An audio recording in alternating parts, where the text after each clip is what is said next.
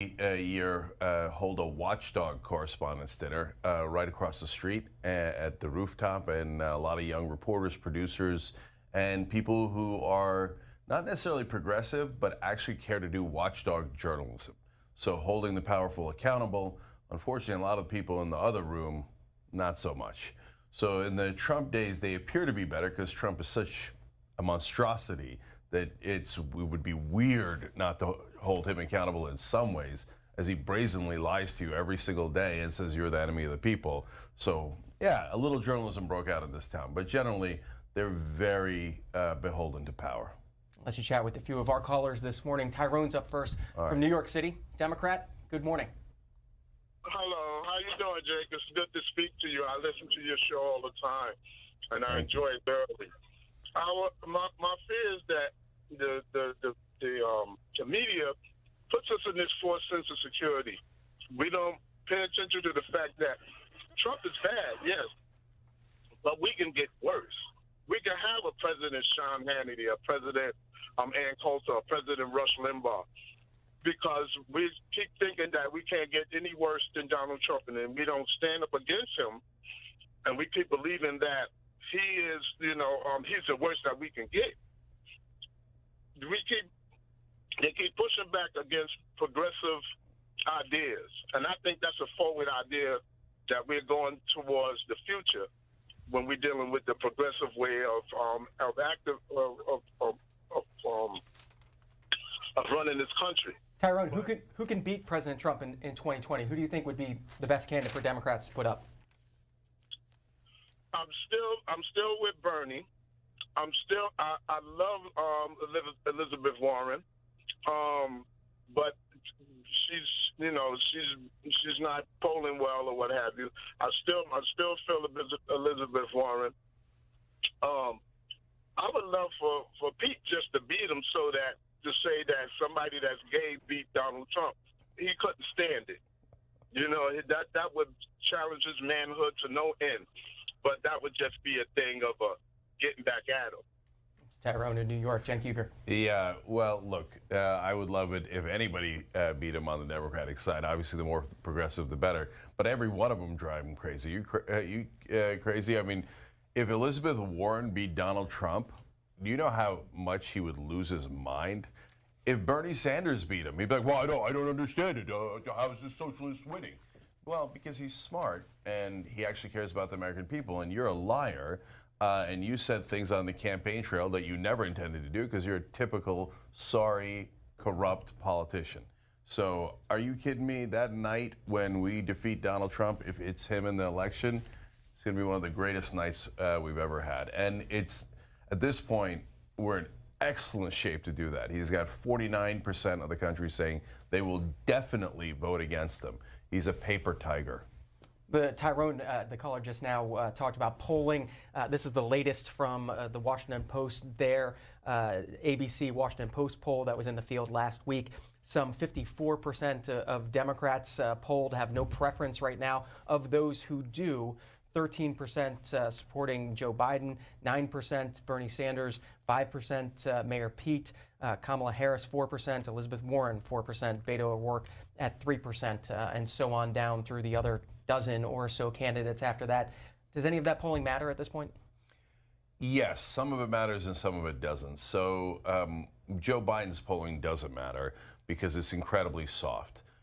People like him based on name recognition and the fact that he was in the Obama administration. But they've yet to see his record. And when they see the record, generally speaking, for Joe Biden in presidential elections, he slides down, and usually precipitously. But for Bernie Sanders and Elizabeth Warren, I can't imagine that you're in that camp today and thinking that, well, if I like Bernie Sanders, maybe I'll like Joe Biden. That is unlikely. So his numbers are less movable than Biden's are. You mentioned Joe Biden. Let's remind viewers of Biden's presidential announcement last week. Here's 1 minute from that about 3.5-minute video. He said there were, quote, some very fine people on both sides. Very fine people on both sides? With those words, the President of the United States assigned a moral equivalence between those spreading hate and those with the courage to stand against it.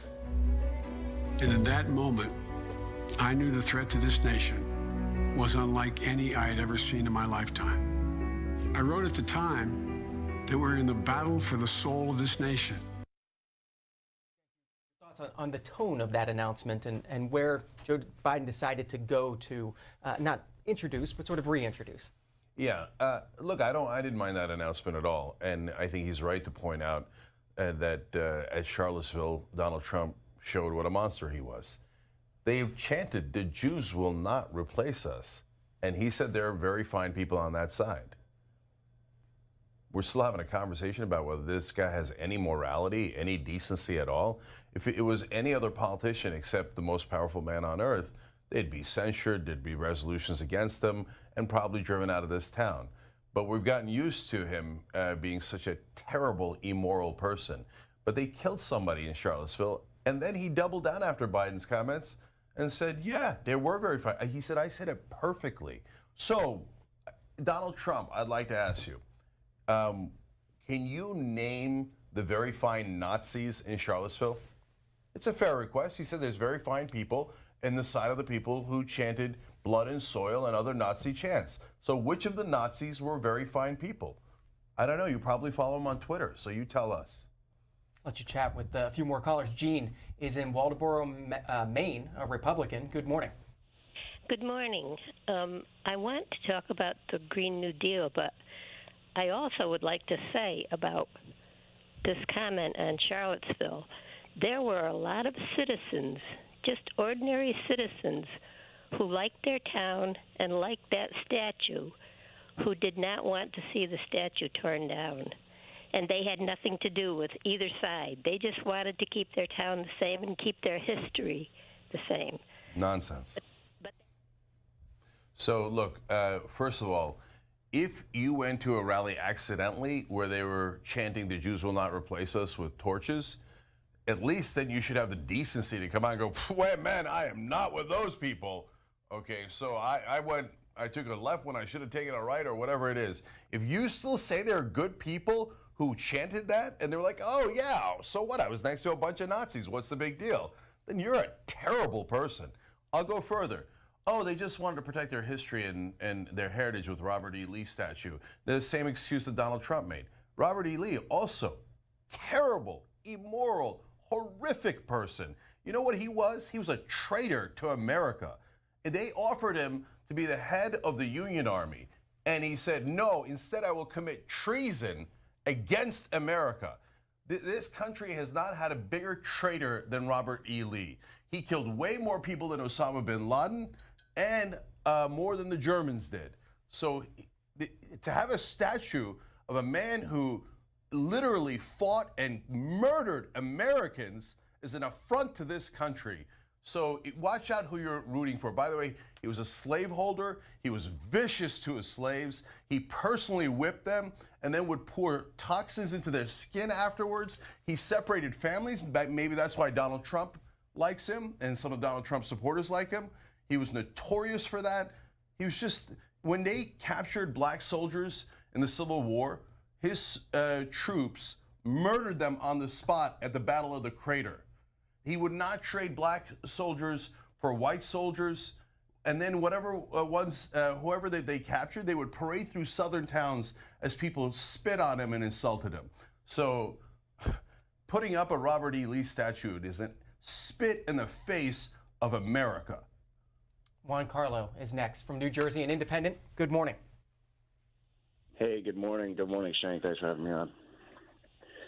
So I just wanted to talk a little bit about, first of all, thanks for pointing out what a heinous human being Robert E. Lee was, and by comparison, everybody who supported him at that event, as you described.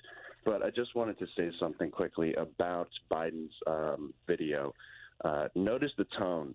Notice what he's trying to do. He's trying to garner that same, I am the person who will make all the issues that came in 2016. I will make them go away.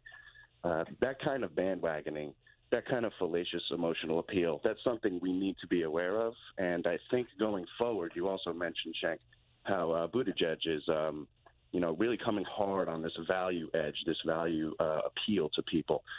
We have to be wary of that going into the debates. We have to understand that the issues we face now, we need solid policy proposals to solve them. And emotional appeals, yes, they garner support, but they're not going to get that job done. So going into debates, we need to see what kind of policy proposals the candidates are coming out with. And we've seen a couple already. And, that being said, with the kind of values that I have, I'm supportive of the kind of things that Elizabeth Warren has brought out so far. What's the best proposal you've seen? I mean, we have to understand first and foremost that educating America will alleviate people from misunderstanding the supporters of Charlottesville as good people or very fine people. So her taking action to cancel the crippling student loan debt that is bubbling at a rate that we had, seen only, before the financial